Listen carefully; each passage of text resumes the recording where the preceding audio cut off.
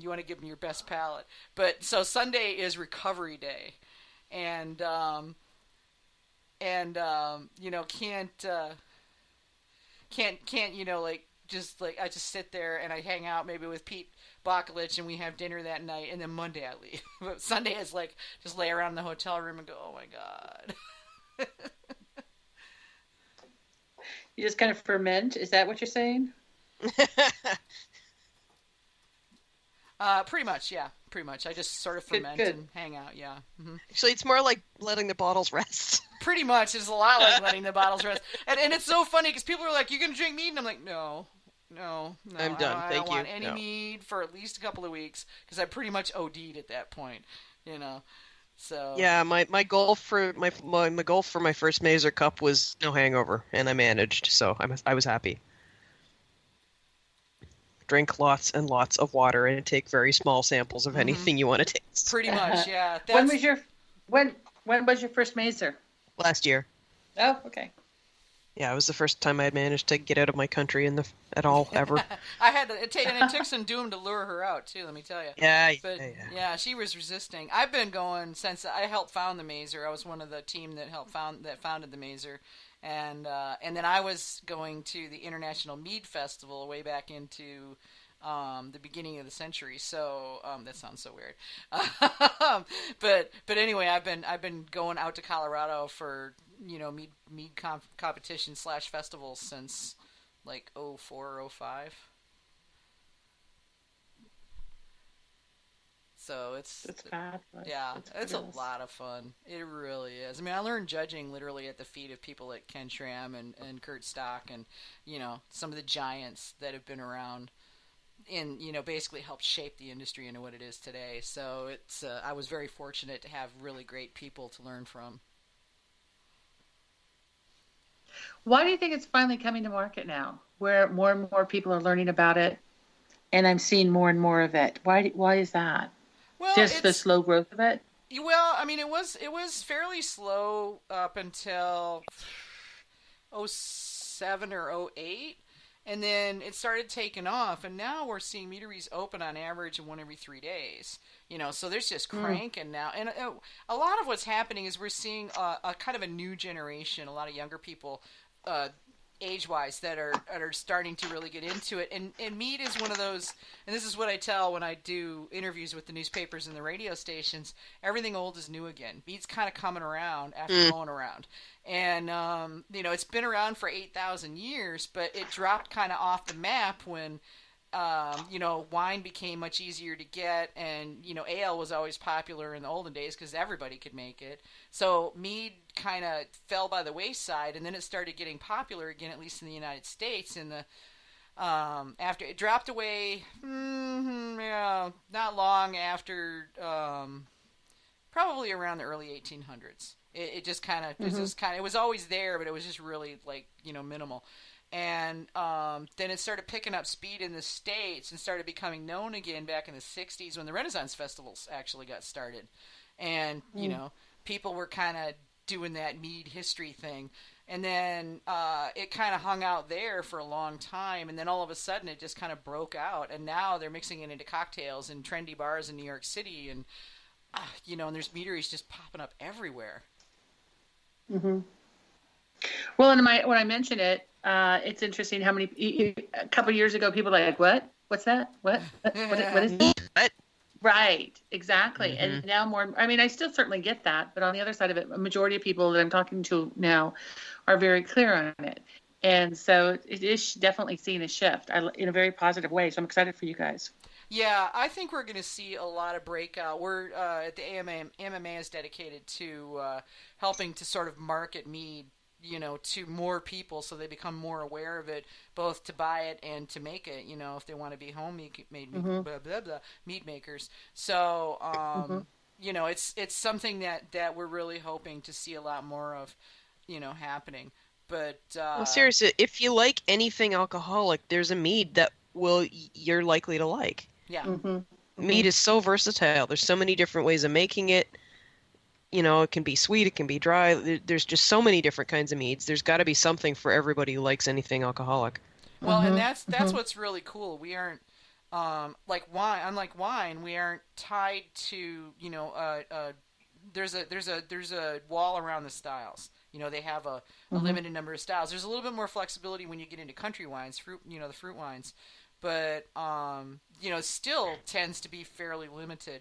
Beer is done a lot with weird-a-mells, what we call weird-a-mells, but weird beers, whatever you want to call them, but things that don't really fit in a style, like peanut butter stouts and stuff like that. And they're having a lot of fun with that too. But even it seems like they have certain limitations that they can't go, and it just feels like mead really is just kind of a wide open space.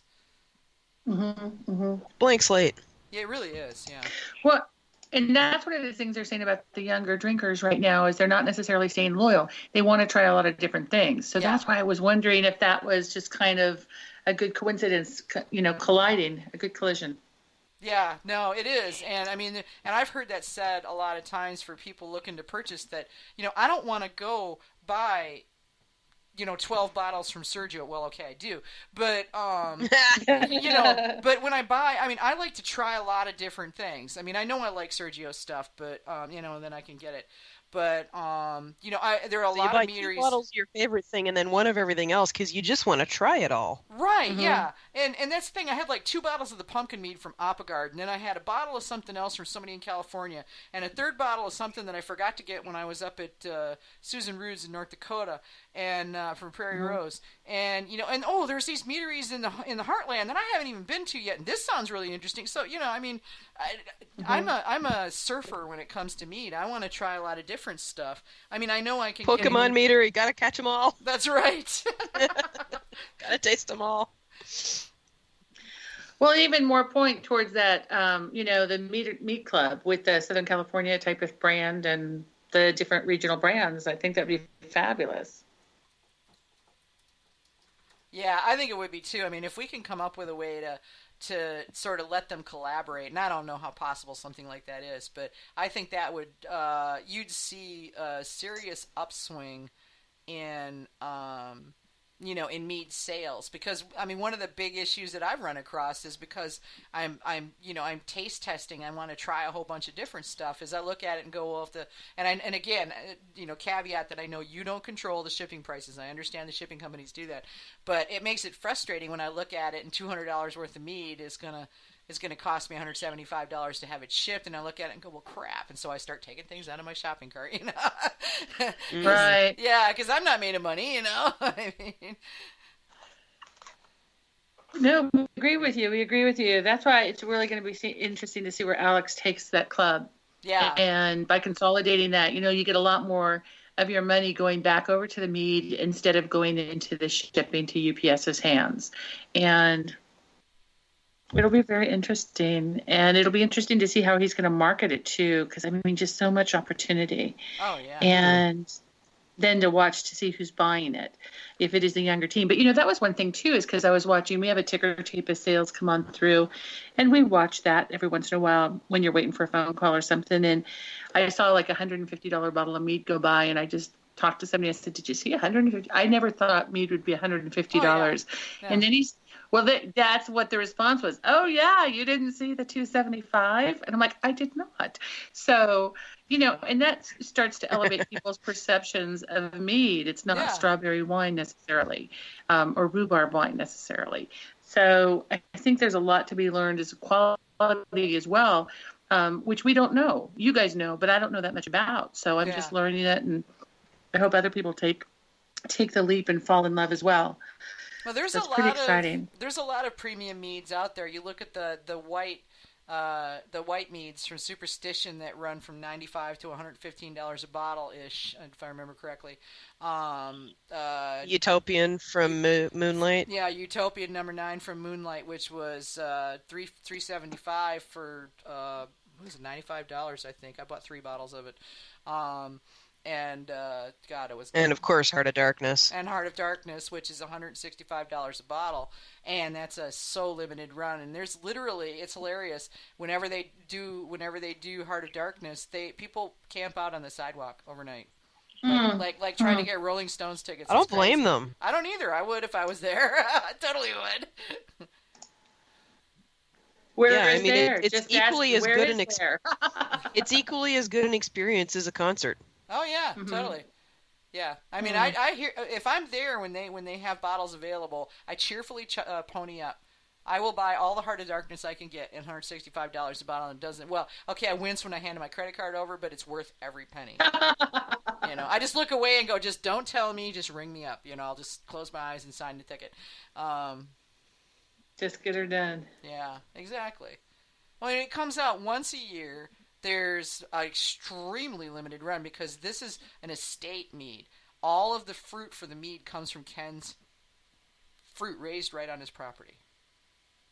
Yeah, and it's hand-picked, hand-processed. Yeah, this is like super, super, super, it's like babied from step one to the bottle. Like Kobe mead. Yeah, it's like Kobe mead, exactly. It's the Kobe equivalent of mead, it really is. So it's kind of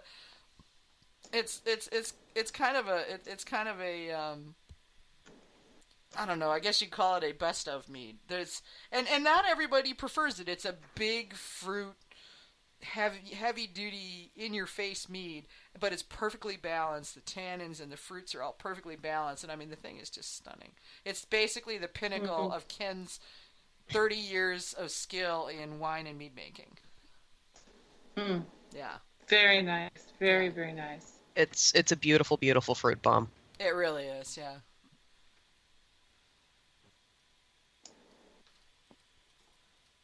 Alex is texting me going, wait, what's she talking about?